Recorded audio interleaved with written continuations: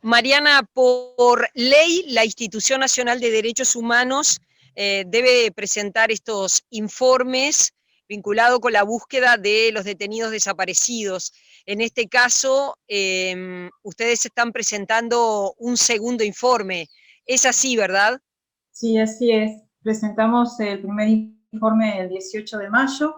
Esta función que le encomiendan a la institución se sancionó en ley dictada en septiembre del año pasado, la ley 19.822, que le atribuye a la institución la competencia de la búsqueda de los detenidos desaparecidos. Esto es el hallazgo de los restos y las circunstancias de su desaparición, o en su caso, o las circunstancias de desaparición, porque a veces hay que tener la posibilidad de pensar que puede no hallarse restos, ¿no? O sea, eso es algo que está dentro de las posibilidades, pero lo importante es poder ver, bueno, lograr dar con sus restos o las circunstancias de su desaparición. En esa función también la ley indica que la institución tiene que tener un plan estratégico para abordar este trabajo. Bueno, diseñamos ese plan estratégico. Vale decir que desde septiembre que se sancionó la ley hasta ahora hemos trabajado en forma continua con esto. Se nos asigna a 2 integrantes del consejo directivo el trabajo específico en esto, que es el doctor Tyler y yo. Y bueno, elaboramos un plan estratégico de manera de poder, bueno, trabajar en esto, y una de los principios que contiene el plan estratégico es justamente la transparencia y la rendición de cuentas. Y en esto nos impusimos el poder rendir cuenta de lo que estábamos haciendo en un periodo aproximadamente de 4 meses. Así haya o no haya, obviamente, resultados significativos. Obviamente que si los hubiera en algún momento, que es lo que todos deseamos, habrá otros informes extraordinarios, digamos. Pero esto pasa como una rendición de cuentas periódica de lo que se ha hecho, de las dificultades que se encuentran, de lo que se proyecta hacer, de lo que, en fin, un poco es eso el contenido y la razón de ser del informe. ¿Qué acciones pudieron tomar que están contenidas en este segundo informe? Bueno, nosotros desde que asumimos esto, lo que pretendimos desde el principio es darle continuidad a los trabajos de búsqueda, de excavación específicamente, continuando en las áreas que se estaban excavando y empezando a abordar otras áreas que también tuvieran vocación de escenario de posibles enterramientos. En ese sentido, se agotaron en algunos lugares la búsqueda, se culminó el trabajo de excavación, que es en el caso de lo que era el ex batallón 13, donde se hallaron los restos de Miranda y de Blair. Es una zona extensa. Bueno, en el informe hay una foto con un detalle de cuánto se excavó, los periodos.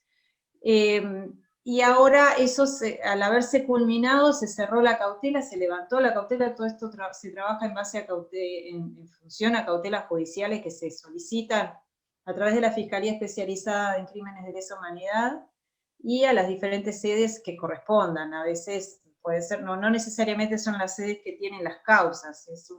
La medida cautelar es una medida que se dispone por la sede, por cualquier sede judicial que fuere. El levantamiento en este caso fue en una de los expedientes, sí, que son donde se analizó y se trabajó el caso de María Claudia, ¿no? Se levantó esas cautelas y se definieron nuevas cautelas, tanto ahora en Brigada de Comunicaciones 1, que es una zona. Brigada de Comunicaciones 1 es una unidad que está a los fondos del SMA, del Servicio de Material de Armamentos, lindero al Batallón 13, y también a los fondos del Batallón 13. Esa es una nueva zona de excavación que se inició ahora, se dispuso una cautela, y después también en el batallón 14 se fijaron nuevos sitios de excavación y también se pidieron cautelas, y bueno, se está trabajando en eso. Eso puede ser la novedad principal en este nuevo informe. Quiere decir entonces que en la búsqueda del 13 y el 14 se incorpora como novedad este nuevo lugar que me imagino que la justicia mandó cautelar. Sí, sí, nosotros por eso digo, la mecánica dentro de la ley está la coordinación de trabajo de acuerdo a sus competencias con la Fiscalía Especializada, y en eso lo hemos desarrollado. Le pedimos las cautelas al fiscal especializado en crímenes de lesa humanidad, las tramita en el nuevo procedimiento penal, nos lo informa, y bueno, y nos mantenemos mutuamente informados de cómo va eso. Y bueno, eso sin duda es, bueno, a ver, está tanto el batallón 14 como, bueno, ahora es la Brigada de Comunicaciones, pero dentro de esa unidad amplia militar que implica el batallón, batallón 13, Servicio de Material de Armamentos y Comunicaciones, son escenarios de búsqueda, ¿no? En función a que allí hubieron hallazgos. Hay otros lugares que queremos ir y que lo tenemos dentro del proyecto de hacerlo, pero bueno, tampoco tenemos tantas retros, ni tampoco tenemos tantos antropólogos formados para esto. Eso implica que entonces tenemos que elegir lugares, trabajar con ellos, y bueno, y hay una cosa que también la señalamos en el informe, y que ha sido una constante durante todos estos años. Se busca en lugares posibles, en función a testimonios indirectos, en función a una serie de elementos que se analizan y se valoran como que, bueno, determinado lugar puede ser un lugar de hallazgo, pero en realidad la información más precisa no está, ¿no? Entonces ahí eso nos lleva a una demora en excavar, en definir amplias zonas, porque estamos trabajando en una aproximación, que por allá uno tiene suerte, pero otras veces no, pero es justamente porque hay una falta de información, una negativa a la información, y también un costo para el Estado, ¿no? Todo esto hay que sostenerlo. Digo, es indudable que hay que hacerlo, pero lo que se señala es que la falta de información precisa lleva a todo eso, a la demora, al trabajo más amplio, bueno, a la falta de respuesta a los familiares, que es lo principal de todo esto, ¿verdad? Son predios muy extensos, Sí, los que se tienen sí. que abarcar. Digamos, el batallón 14 tiene 400 hectáreas. Los militares que tienen la información no la aportan. Exactamente. O sea, hay una parte del batallón 14, algunas zonas que uno dice, bueno, acá obviamente no hay, porque eso, bueno, son lugares que uno puede descartarlos, lo mismo que en el caso del batallón 13 o el SMA. Pero después hay demasiadas zonas posibles que el descarte tiene que venir por el lado de la investigación, pero siempre en una función, en un trabajo que uno hace por aproximación. Digo, nosotros hemos agregado, desde que asumimos esta función, un equipo de investigadores, que son 3 investigadores, que trabajan con la información, que trabajan con los testimonios, los ya recibidos y nuevos, buscando confirmación de los datos, buscando mayor precisión, en un trabajo interesante y necesario. Pero así todos estamos trabajando con datos más débiles, no son los datos ciertos y concretos que digan, bueno, en este lugar, en una zona aproximada de más o menos metros, o sea, estamos hablando de áreas muy extensas, con una información a veces de testigos que, bueno, yo vi tal cosa, y eso podría interpretarse que podía tener alguna vocación de lugar donde se haya enterrado personas, pero tampoco es el dato preciso. Acá se enterraron tales y cuales personas porque hay información directa, ¿me explico? Y además, digo, se ha manejado y se ha trabajado, y no se descarta porque también la hemos tenido, pero durante muchos años, información que lo que hizo fue desvirtuar la búsqueda de información mentirosa, deliberada, para no hallarlos. Eso, bueno, es parte de este trabajo. Ustedes eligen que los testimonios sean de personas que se dan a conocer, no información anónima. Sin duda, la información anónima no nos sirve, porque no podemos verificar, no podemos ampliar los datos. Si uno recibe una nota, por más que pueda tener la vocación, el interés de ser detallada, nosotros no sabemos, o sea, nos pueden faltar datos, nos puede faltar volver a preguntar, y es necesario hacerlo para poder, porque a partir de esa información, uno puede decidir, a ver, todo este mecanismo, ¿no? De pedir una cautela, disponer la cautela, establecer una zona de custodia, trasladar máquinas y todo un campamento para poder desarrollar un trabajo, y destinar los antropólogos y las retros, etcétera, para poder trabajar en una zona. Solo con algo, una información anónima, todo ese despliegue no se sostiene. Entonces precisamos que quien nos da la información nos diga por qué la conoce, qué es lo que sabe, qué otros datos más se pueden verificar, y lo que sí nosotros le aseguramos es la reserva de la identidad. Nosotros no vamos a decir, nos lo dio fulano, si ese es el temor desde el lado de quien está dando la información, de que pueda, porque, a ver, existen temores y pueden ser comprensibles, pero nosotros aseguramos la reserva de la información, pero precisamos saber quién es la persona que lo informa para poder hacerle más preguntas y para poder verificar si lo que nos está diciendo tiene un grado de certeza o de verosimilitud, o sea, es factible que pueda ser cierto, o en realidad lo que vio no tiene sustento, o puede ser algo que, bueno, que le dio una idea, pero desde el lado de los investigadores y de nuestro lado, bueno, uno conoce otros elementos como para poder decir, bueno, no, esto en realidad no corresponde a eso, sino que corresponde a otra cosa. ¿Se puede decir que han obtenido testimonios de personas que son protegidas? ¿Han obtenido testimonios valiosos? Bueno, de hecho, las cautelas que se han abierto en el 14, las 3 nuevas cautelas que se han abierto en estas últimas semanas en el 14, y la de comunicaciones, refieren justamente a nuevos testimonios.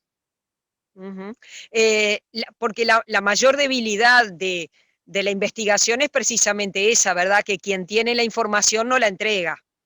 Exactamente, exactamente. Eh, Entonces, ¿y ustedes, ¿Y ustedes sí. están trabajando también con archivos? ¿Con archivos? Sí, los archivos en realidad hacen un contexto, ¿no? No nos van a decir, es improbable que nos diga dónde están enterrados. Nos puede dar una idea de qué manera se trabajaba, cómo operaban las fuerzas represivas, qué organismos estaban funcionando y cuál era más o menos la forma de proceder, la lógica, si se quisiera. O sea, si nosotros pudiéramos encontrar la lógica de estas actuaciones, si hubiera una lógica, o si fuera, porque siempre estamos pensando, siempre está esa duda, bueno, esto fue parte de había cuenta de un fallecimiento en donde decidían no entregar el cuerpo por diversas razones. ¿Quién decidía cómo y cuándo y dónde se resolvía en la situación de esa víctima, ¿no? Era la unidad en sí en forma autónoma, había organismos superiores que definían y que había en definitiva un protocolo de cómo se actuaba. O sea, si nosotros conociéramos y pudiéramos definir cuál era la forma de actuación, la lógica en esta situación represiva, bueno, avanzábamos mejor. Pero de todos modos, desde los archivos se puede conocer algunas circunstancias, se puede conocer quiénes actuaban, cuáles organismos y saber de qué manera ellos se desarrollaban. Haber encontrado los restos que se encontraron, ¿sirvió para algo de esto que usted plantea? Poder entender esa lógica, esa forma de actuar y de operar, o no, o cada hallazgo fue, bueno, hallamos esto y ahí se terminó. Y mirá, en realidad Wagner y Bleyer fueron detenidos en el 300 y fueron enterrados al fondo del batallón 3. Eso te podría explicar que, bueno, que la gente que falleciera y que decidieron no entregar los cuerpos en el 300, en ese centro de detención y tortura, bueno, terminaban sus restos ahí, en ese otro predio. Pero, por ejemplo, el 14 no tiene esa vocación de centro de detención y tortura, porque hasta ahora no tenemos información de que allí hubiera personas detenidas. Sin embargo, era un lugar de entierro, digo, lo que fue por el caso de Ricardo Blanco y el caso de Julio Castro. Entonces ahí hay otra situación, ese tiene otro destino, esa unidad militar. Después, además tenés, por ejemplo, la Tablada es un lugar donde se informa que ahí fueron vistos por última vez 11 de los detenidos desaparecidos. Entonces, pero hay muy poca información sobre la Tablada como lugar de entierro. Si bien hay una información mínima que la vamos a abordar próximamente, ahí uno piensa, bueno, ¿qué pasó? Porque este lugar no era un lugar de entierro, y sin embargo, bueno, era un lugar de detención, era uno de los centros de Locoa. Entonces, ahí hay que pensar qué pasó, por qué ese lugar no funcionaba de la misma manera que podía funcionar el 13, entonces, ¿dónde fueron a dar ellos? Y si uno los encontrara, los que estuvieran ahí detenidos, los encontrara efectivamente en otro lado, bueno, Ricardo Blanco estuvo detenido en la Tablada. Entonces ahí podemos establecer como un trasiego y, o sea, empezar a trazar los límites, los parámetros. Lo que pasa es que también hay que admitir que son muy pocos los hallazgos como para que uno a través de eso pueda establecer una lógica. En el caso, por ejemplo, de Uva Gessner, que fue hallado en la chacra de Pando y donde también deberíamos volver por Alpino Vega, bueno, ahí hay una información, es la única fuerza que informó acerca de qué había hecho con sus víctimas. Y bueno, ahí hubo 2 detenidos desaparecidos y la Fuerza Aérea informó, bueno, ellos fueron a la chacra de Pando porque estaba bajo el dominio de la Fuerza Aérea. Pero bueno, eso, por ejemplo, nos avanza muchísimo. Claro. En el caso del segundo vuelo, ¿aporta nueva información? Bueno, lo que pasa es que a partir de lo que dice Gilberto Vázquez, que admite el segundo vuelo, que siempre se negó, o por allá se admitía, pero se volvía a negar, ahora cuando lo admite en un ámbito como es el de los tribunales de honor, que bueno, que terminamos de verificar que es en el lugar donde ellos hablan, por otras circunstancias, porque en definitiva la familia militar y el Estado militar es algo que para ellos bueno, es el ámbito natural de su vida, de su desarrollo profesional, aún fuera de finalizada su función militar. Eso nos permite ponernos a pensar entonces que los detenidos, por lo menos buena parte del contingente de los detenidos que estuvieron detenidos en Argentina, puedan haber venido a Uruguay y estén entonces en algún lugar del territorio uruguayo. Y eso nos hará un escenario importante. ¿Hay información de los uruguayos desaparecidos en Argentina? Nosotros cuando iniciamos esta actividad fuimos a la Argentina, un poco por varias razones. Fuimos a la Comisión Provincial de la Memoria en Argentina, en La Plata, por una parte porque queríamos saber cómo trabajaban ellos con los archivos. Ellos tienen los archivos de la DITPA ahí en La Plata y los administran, para conocer cómo los administraban, porque la institución también tiene esa otra función de administrar los archivos, recibirlos y administrar los archivos de derechos humanos, y también empezar a explorar de qué manera podíamos hacer ese vínculo de trabajar con los casos de los detenidos desaparecidos en Argentina. Ahí también entonces nos vinculamos con las fiscalías de LESA que han trabajado en Argentina. Bueno, ellos tienen mucho más desarrollo obviamente que nosotros y han trazado justamente líneas de trabajo e investigación que nos ayudaron mucho en pensar. Y bueno, después la pandemia nos impidió volver, ¿no? Entonces, pero de todos modos tenemos algunos contactos con los cuales seguimos trabajando, específicamente los investigadores que trabajan con nosotros tienen vínculo con investigadores allí, y entonces de alguna manera se puede seguir trabajando en hipótesis de búsqueda, ¿no? De hecho, sí lo están haciendo en relación a lugares donde fueron hallados algunos cuerpos. Desde el punto de vista presupuestal, ¿cuentan con los recursos necesarios para hacer toda esta investigación? Mira, desde el punto de vista presupuestal, lo que la ley indica era que mientras la institución no tuviera su propio presupuesto, esto lo tenía que seguir sosteniendo el Poder Ejecutivo. Trabajamos en eso desde que recibimos la ley, porque obviamente era la manera de que podíamos sostener los contratos de los investigadores, de los antropólogos, bueno, todos los gastos que eso demanda. empezamos a trabajar con eso con la anterior administración y ahora también después luego con esta. Hemos tenido buen apoyo, hemos tenido buena disponibilidad y hay ahora, desde hace un tiempo, una digamos, sostenibilidad económica asegurada hasta fin de año.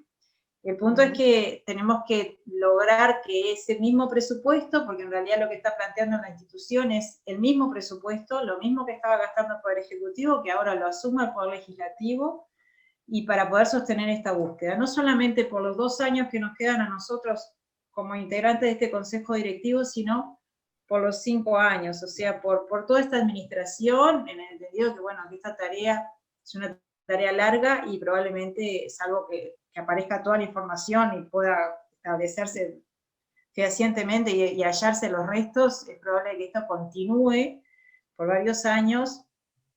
Entonces queremos que se asegure la búsqueda y por lo tanto el trabajo presupuestalmente por este periodo de gobierno. Entonces, lo que se le está pidiendo justamente al Poder Legislativo es que apruebe ese presupuesto, que básicamente es eso, ¿no? Los contratos, el asegurarse de las retroexcavadoras, el combustible, el traslado de los antropólogos, la logística que requiere todo esto. ¿Han contado con colaboración por parte de intendencias, Ministerio de Defensa? Sí, sí, de la Intendencia de Canelones, por ejemplo, lo destaco y no termino de destacarlo nunca porque parece una administración muy loable que se ha puesto esto como parte de su tarea y nos ayuda sustancialmente en una retroexcavadora, un maquinista, la logística que se requiere para poder mantener bueno, lo que pudiera hacer que tuviera que ver con la Intendencia.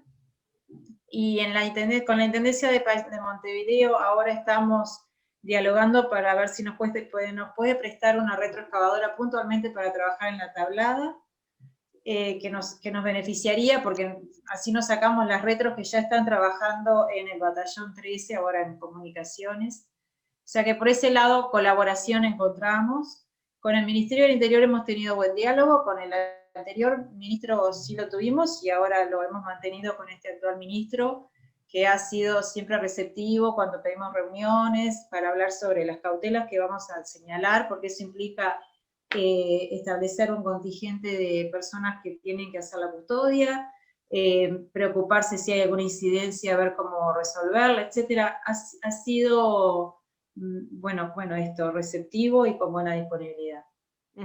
Desde el Ministerio del Interior, el ministro en particular, Jorge Larrañaga, ha sido crítico con la institución, ha hablado de sesgo ideológico. ¿Cómo han recibido esas críticas por parte del ministro del Interior?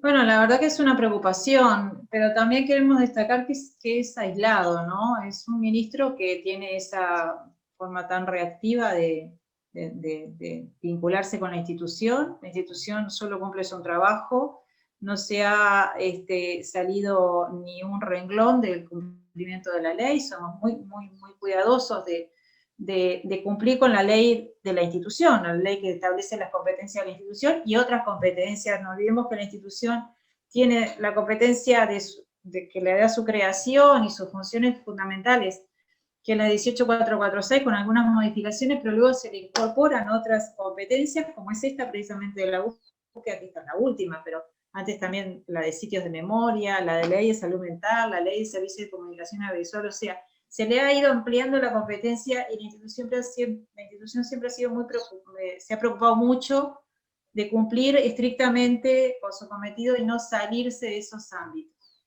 Yo creo que el ministro tiene alguna concepción errónea, equivocada, quién sabe, no sé realmente cuáles son las razones de interpretar cuál es el trabajo de la institución.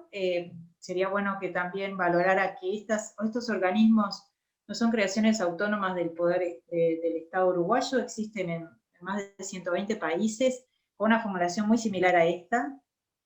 Es cierto que a muchos estados, bueno, va un poco en la madurez democrática, ¿no? Pero Hay muchos estados que hay momentos que no les gusta que haya un organismo que observe cómo se cumplen los derechos humanos, y bueno, pero es muy saludable para una democracia que eso sea así, que haya alguien que sea como veedor de eso y que lo podría capitalizar a su favor.